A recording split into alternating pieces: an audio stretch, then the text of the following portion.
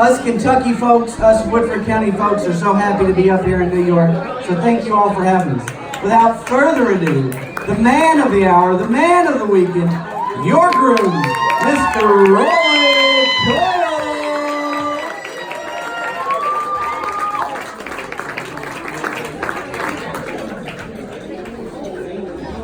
All right, guys, can everyone hear me back there? I'm one of those guys that James was talking about that probably shouldn't be up here speaking. But I'd like to start by just thanking everyone and welcoming them to the Ensemble Club here in New York. Our little retreat and slice of heaven. Thank you all for coming. Not one for speaking in public. I have a lot though that I want to say, so I wrote it out and I'm going to read it to you all. If I'd known that a welcome speech was not required but would be nice, which I understood as this is something you really need to do, I would have pushed more strongly for an elopement. I'm sure Taylor's checkbook, where's Taylor? There's Taylor, I'm sure his checkbook probably would have appreciated that sentiment as well. But I promise the thought did cross my mind, but here we are. I'm glad everyone's here. Thank you all for coming. All jokes aside, Betsy and Taylor, thank you for hosting us to this beautiful venue for the weekend.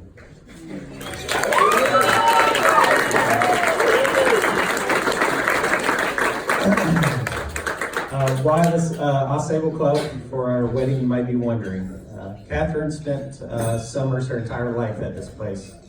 Fishing, hiking, camping, golfing, just growing up surrounded with the nature she loves. So too did her father, Taylor, and her grandfather and her great-grandfather. There's a generational family connection that is very strong on these grounds. It's no wonder then that the Ensemble Club has become, has become a special place for Catherine and me. Any chance we get, we retreat up here to our quiet little corner of the world to enjoy a slower pace of life. So 6 years of dating, a marriage proposal, and a childhood dream of Catherine's getting married here brings us all together tonight.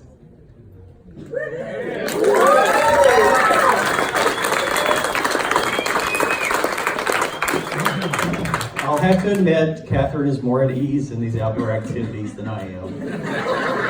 I'm sure there's stories floating around. I'll set the record straight one-on-one if anyone would like.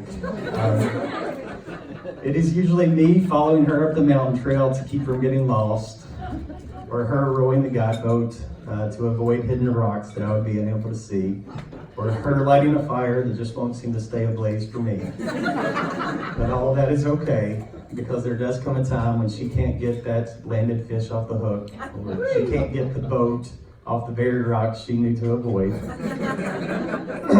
or she can't finish the hike with the heavy camera bag that she just had to bring along. Those are my times to shine. That's when I go full-on superhero and shirtless.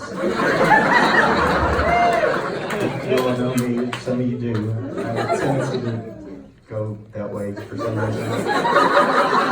And that's when I take care of business.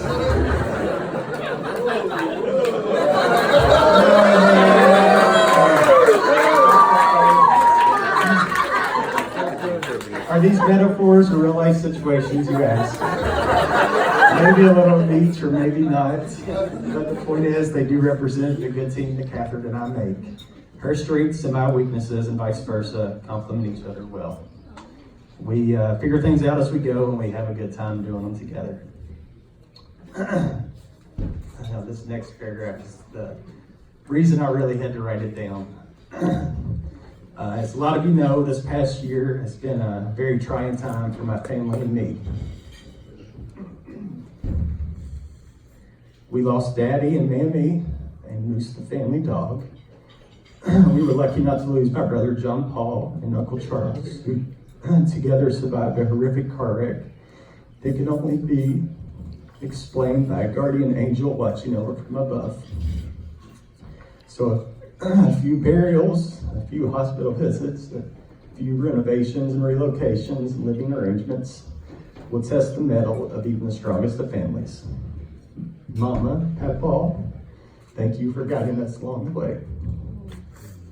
Here we are, though, still standing, still moving forward and making memories together with family and friends sharing special moments in time. Through it all, Catherine has been right there by my side, through the highs and lows, the tears and the laughter, the proposals and the burials, never wavering in her love and support. And that's how I know she is a keeper that I have on the hook. Knowing that she will be there to light my fire gives me a warm feeling that even one of her wood fires cannot touch. My dad had a knack for the comedic. His timing of a joke and his ability to find the funny in any situation was uncanny. Unfortunately, this comedic trait did not pass on to me. But he did teach me to make meaning out of events, both big and small, going on in your life, to help teach lessons to your future self. My passing thoughts then, as I look out over our many great family and friends gathered here, is this. Remember longer the successes, the weddings, the shared experiences, the sunny days and the smiles. Think less on the failures, the funerals, the fights and the fleeting days and the frowns. Life should be more of a comedy than it is a drama, for it doesn't end at a funeral, but rather life is renewed at a wedding. Thanks to each and every one of you, present and absent, for sharing in our wedding experience.